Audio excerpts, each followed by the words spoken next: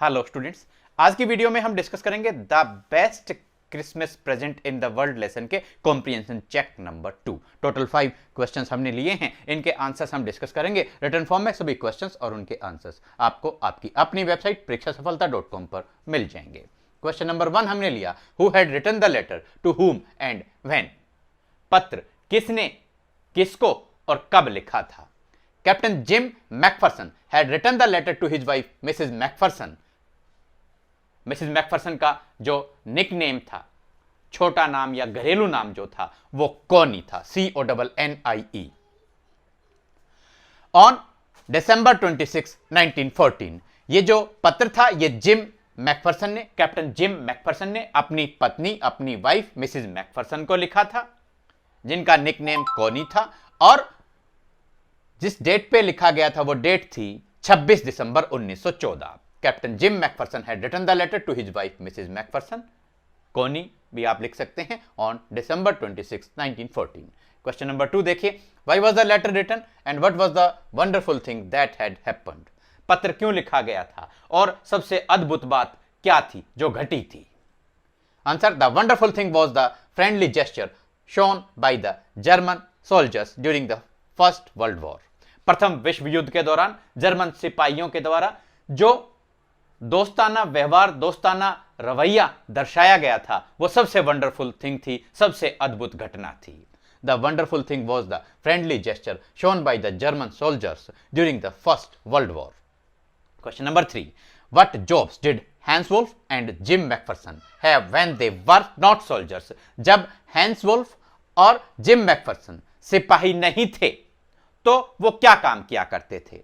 Hence Wolf was a cello player in an orchestra. Orchestra means band, और cello एक musical instrument होता है, संगीत का यंत्र है, वाद्य यंत्र है।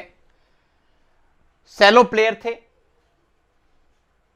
म्यूजिकल इंस्ट्रूमेंट सेलो को बजाने का काम किया करते थे Hans Wolf. Hans Wolf was a cello player in an orchestra. और mister Jim McPherson was a school teacher. Mister Jim Macpherson एक स्कूल में टीचर थे, एक विद्यालय में अध्यापक थे। Hans Wolf was a cello player in an orchestra, एक बैंड में वो सेलो प्लेयर का काम हैंस वुल्फ किया करते थे, और mister Jim McPherson was a school teacher. Question number 4 देखिए, had Hans Wolf ever been to Dorset. Why did he say he knew it. क्या हैंस वुल्फ कभी भी डॉर्सेट गए थे, यदि नहीं तो उन्होंने क्यों कहा कि वो इसके बारे में जानते थे। Hans Wolf had learned about Dorset from school and reading books in English. Hans Wolf ने डॉर्सेट के बारे में स्कूल से, विद्यालय से और अंग्रेजी में लिखी हुई किताबों से पढ़ा था। डॉर्सेट के बारे में उन्होंने स्कूल से और इंग्लिश में लिखी हुई बुक्स से पढ़ा था। In fact he had never been to Dorset, वास्तव में वो कभी भी डॉर्सेट नहीं गए थे। Hans Wolf had learned about Dorset from school and reading books in English. In fact, he had never been to Dorset. Question number 5. Do you think Jim McPherson came back from the war? आप क्या सोचते हैं, क्या gym McPherson कभी भी युद्ध से वापस आए? How do you know this? आपको कैसे पता चला? आपका जो भी जवाब हो वो आपका जवाब क्यों है, कैसे पता चला, आए या नहीं आए। No, I think Jim McPherson did not come back from the war.